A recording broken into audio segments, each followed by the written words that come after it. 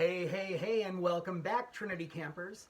I'm your host, Professor Elton Litzner, your professor of the magical arts here at Trinity Lutheran Church.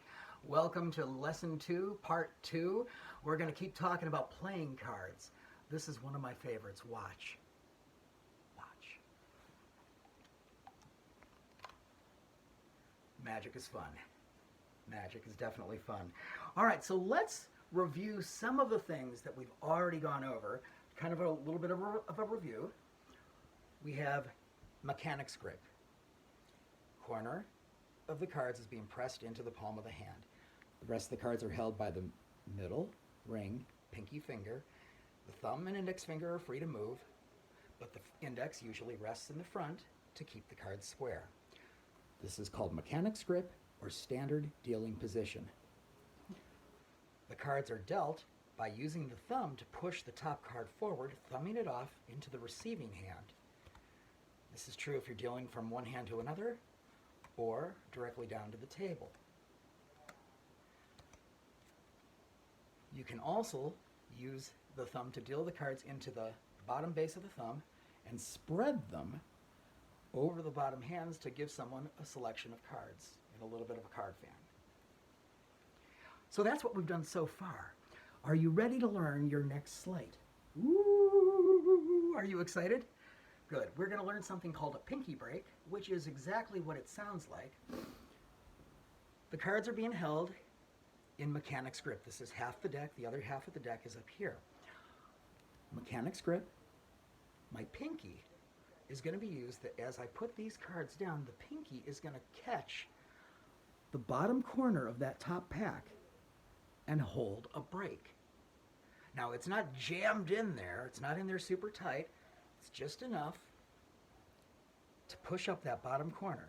Now, it doesn't look very good from the backstage. It doesn't look good from this angle either. But from the front, when those cards are held square and that index finger is in front, you can't see it. From the top, you can't see it. From this point of view, you can't see it. The only angle issues you have, like let's say you have a semicircle of people around you. These people have no issue. The people directly in front of you have no issue. But over here, the people standing to your right, they may catch one of those ugly angles. So how do we fix that? It's simple. Turn your body towards them. Now you're giving them the front view and everyone else's view is covered. Another way you could do that is simply by moving your hand in, bringing the hand in towards the body, again, pointing the front of the deck towards the bad angle so that they can't see it and neither can anyone hear. You've covered your angle issues. It's just something to be aware of when you're performing for crowds of people. Just remember, on the right side, be aware, you can turn to them or you can just angle the hand towards them. But they won't be able to see it if you do these two things. Okay, so moving along, we are going to learn a routine called the Gary Oulet touch force, and we are going to use this touch force to read minds. So I will perform the routine, and then I will break it down for you to learn it. All right, so it goes like this. I want you to touch any card you'd like. Total freedom of choice, just touch any one. This one. You want this one? Okay. I'm going to leave that card out jogged a little bit so we can keep track of it. Now watch. Burn that card in your mind. Remember the number if there's a number, the picture, the suit, the color, everything about it. Burn this card in your mind. You got it? Okay, good, because I'm going to put the cards down. In fact, I'm not going to touch them again. Better yet, I'll give the cards to you. Hold on to those cards. Visualize your card, and when you start to see it, hopefully I'll start to see it.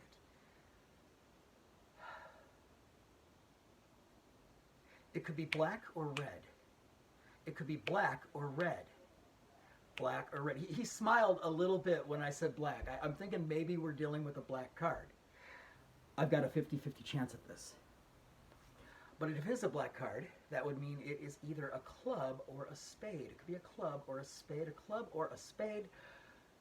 Okay, his eyebrows went up a little bit when I said club. So I think we are dealing with a black club, and if that's true, it is either a picture card or a number card. Now, by a picture card, I mean like a king, a queen, a jack, one of the court cards. Okay, no, not one of those. Definitely a number card and kind of a high one. They only go up to 10. Thinking of a number? 5, 6, 7, 8, 9, 10. 9, 8, 7, 6, 5, 5, 6, 7, 8. A 7. 7 of clubs? I'm either a psychic or a con artist. Maybe a little of both. And so that's the routine. It's called the Gary Ulay Touch Force, and we used it to learn, to divine the number and image of someone's card that they were thinking of. So here's how it goes. We're going to break it down step by step. The first thing we're going to do is glimpse the bottom card. Now, prior to this, you can let them shuffle the deck. They can shuffle it as much as they'd like. In fact, I encourage them to shuffle the deck themselves. That way everything's completely fair. When they hand the cards back to you, you're taking them in the same position that you had when you learned your Le Tourniquet, your French drop. The thumb is on top, the middle and the ring finger on the bottom, creating a triangle, just like in the French drop. Same exact position. You bring the cards into the body and look down. You're just getting a quick peek at the card, just long enough for you to see it, that in this case, I'm holding a 7 of clubs. Quick glimpse down, that's all it takes. Now, they're still being held in the French drop position. This hand is coming over in overhand position. So my left hand is holding them in French drop. My right hand is grabbing the cards in overhand grip. But I'm pulling out the bottom half of the cards. You see that? I'm not grabbing, the bottom ones are being pulled away by the right hand. Now I let these cards drop into mechanic's grip, and I'm getting ready for my pinky break. These cards are held in overhand grip in my right hand. Left hand mechanic's grip, right hand overhand grip. Set up for the pinky break. The cards get placed on top. The corner holds my break.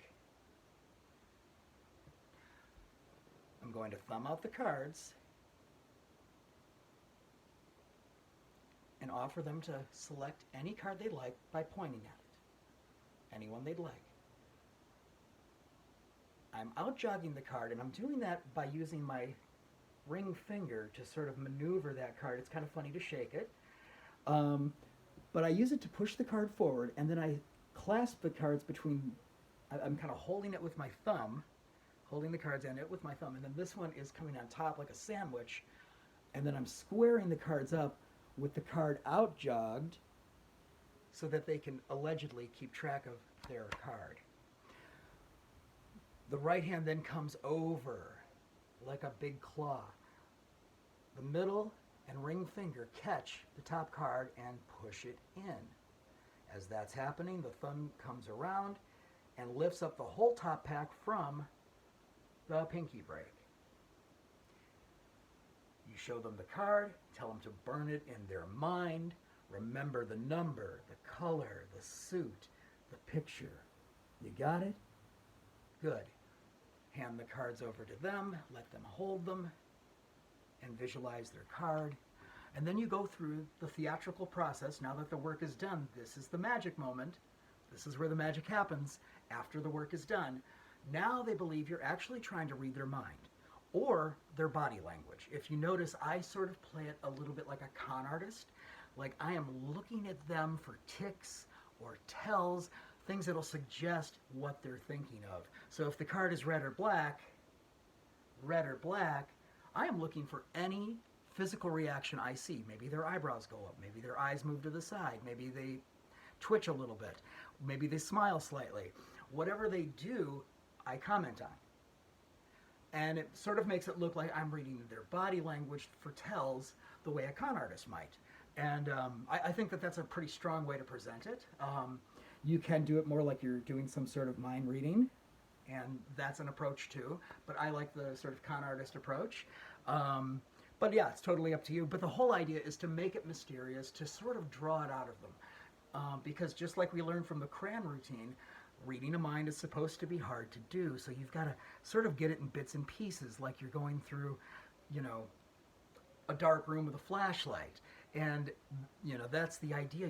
It's hard to do. So you're kind of gathering bits and pieces of it, not just saying it all at once. And yeah, it's a great routine. I think we have time to do it one more time up to speed. So glimpsing the bottom card, separating the cards, overhand grip taking the bottom half. This half is being held in French drop position. It's dropping into mechanic's grip, getting ready for the pinky break. These cards get placed on top of the break with the pinky holding the break. We fan out the cards for the Gary Oulet touch force. A card is selected. It moves forward. These cards catch it and square it up.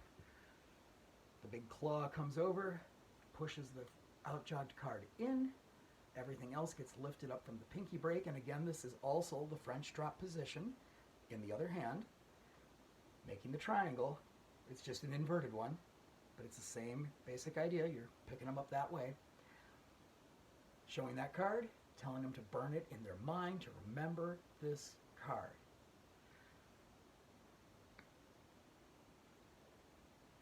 You hand the cards over to them, and you go into your mind reading process.